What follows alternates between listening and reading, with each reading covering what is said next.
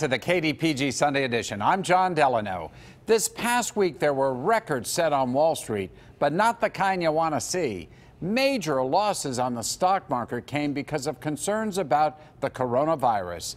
The markets have now entered what is called correction territory, which means they have lost more than 10% from their recent highs. So what does this mean for the larger economy? Is it overblown, or are more losses coming? Our guest this morning is a financial expert who has been doing business in China since the 1980s. David Owinski is managing director of Pittsburgh-based Blue Water Growth.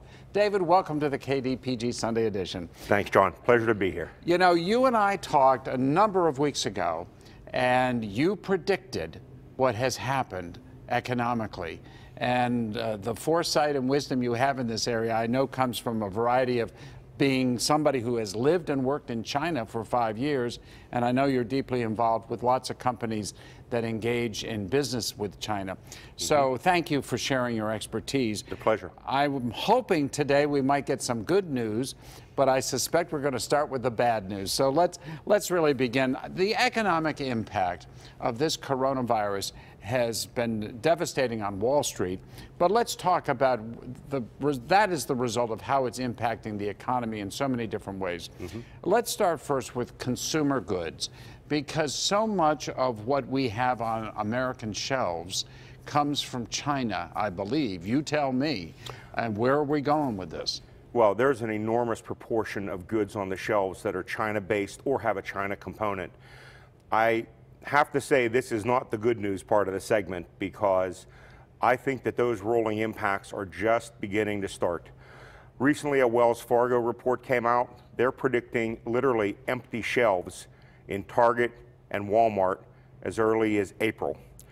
And we've already seen impacts. Apple announced already having shortages of iPhones. Nike has announced that they're going to have shortages, and some other clothing items are coming in short supply now. Amazon has a number of products that are simply unavailable. And yesterday, Procter & Gamble issued a report. They feel that over the next 4 to 5 months, 17,600 separate care products for household and for personal care will all be affected and possibly have severe shortages, because every one of them is either made in China or has a component, perhaps like the bottle, comes from China. And so we can be clear about what we're talking about. China's workers are not able to get to the factory. You ran a factory in China for 5 years.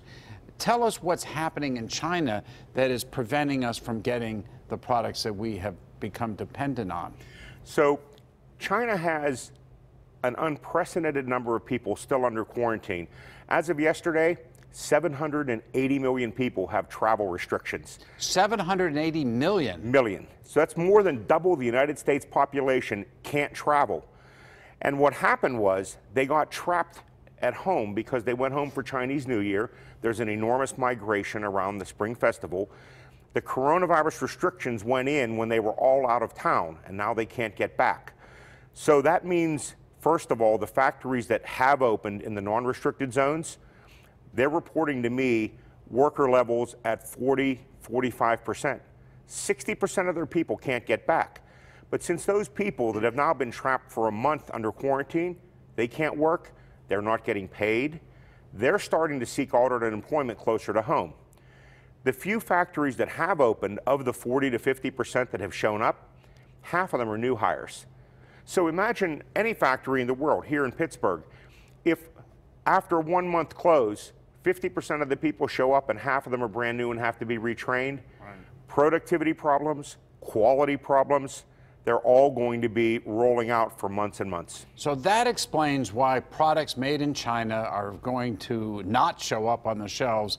You're saying as early as another 4 or 5 weeks. I think that there's going to be some things that are in short supply right now. The prevalence over the last 2 decades of just-in-time shipping and keeping low inventories, we were all so excited about the efficiencies of running out of product on the shelf and the truck shows up the next day. The problem is when the truck doesn't show up for 6 to 8 weeks, those shelves stay empty. In other words, the companies have not stored the products from China, they have relied on a quick delivery system, and that quick delivery system obviously doesn't work when the product isn't being made. You got it. Walmart pioneered this. It went ship to shelf. They don't maintain huge warehouses.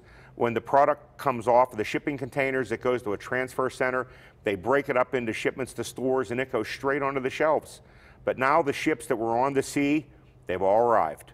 Now, I believe when you and I talked a few weeks ago, you said that the first impact could be felt in clothing, and then I think electronics. Correct. Is that still your belief? Yeah, clothing and shoes. These are items that have a lot of physical handwork in their assembly, so they got hit first. Electronics, though, are already feeling the pinch, and Apple is already advising shortages. The other impact, it seems to me, is that we've got our own manufacturers right here in Western Pennsylvania who are dependent on parts that come from China. Can you elaborate a little bit about that and the direct impact when a manufacturer, a Pennsylvania manufacturer or an American manufacturer for that matter, doesn't get a part or something they need to complete a product they make right here in the USA? Sure.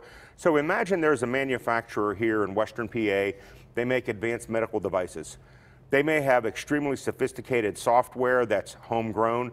They may have some of the diagnostic parts of that product that are all made right here in Western PA. That's all good news. But probably the plastic enclosure that the whole thing comes in is made in China. So you've got a whole assembly line, and they're making these products. Now when they run out of those enclosures and they find out that they're not going to get any for 8 more weeks, that line stops. That company then can't ship product, can't recognize revenue, and it affects revenue and earnings, because when you can't ship, you can't sell, you can't collect. Is that happening now in the United States and in Western Pennsylvania? It is. We have several clients that have already reported to us shortages of parts. Now, in some cases, when those parts might be available on the shelf somewhere else, we've advised them, much like I might run out to the store during a blizzard and get a case of bottled water, we've told them, buy whatever you can that's on the street. But if it's a custom part, like a special enclosure or something just for them, they literally have no choice but to wait until China spins up again. And that means eventually we may even see factories here slow down or idled. They may do maintenance and upgrades, but the actual productivity is going to be hurt. You know, the lesson I take out of all this is that America should not become dependent on a foreign country in any way, shape, or form. I mean, because things like this happen. John, I think the positive news is kind of going to come in 2 forms. One, we did have a big stock market correction, and I knew that was going to come because it was perfectly obvious to see once companies started to realize that earnings and revenue would be down, they would tell the analysts are going to do what they do. But I think that we may not see a lot more impact. We've taken our hit. Now everybody, I hope, is going to settle down and wait. But the second good piece of news is that it's going to be a big wake-up call. And I think that there's going to be a severe assessment of the viability of so much dependence on one country. And even in that country, people who had diversified into 2 or 3 factories, none of them are delivering. So we're seeing a lot of movement towards Vietnam, Cambodia, Thailand, and Malaysia, all of whom are picking up the slack. But there's one more bright lining to this. A lot of these production facilities that were moved to China, let's say 15, 20 years ago, a lot of that work was done by hand. But now if you went into the China factory, you're going to see a lot of automation. And our advice to our clients is, if 85% of your product is made in an automated fashion, you don't have to go from China to Vietnam or China to the Philippines. Maybe you should bring it back to Western PA. And we are actively involved in supporting some of our clients in onshoring and reshoring, thinking now that the process should be brought back home.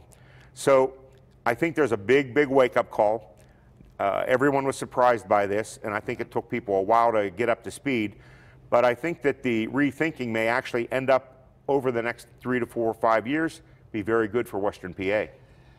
And in the end, I mean, this will come to an end, won't it? I certainly hope so.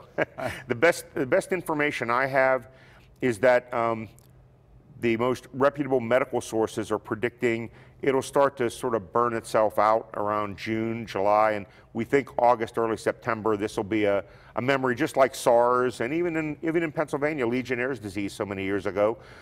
They have a peak, they have a growth, and as we get it under control and the quarantines work, slowly it'll be gone, but hopefully the lessons learned will remain.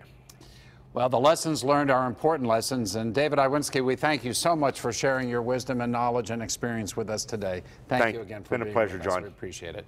We'll be back in a moment when the KDPG Sunday edition continues. Stick with us.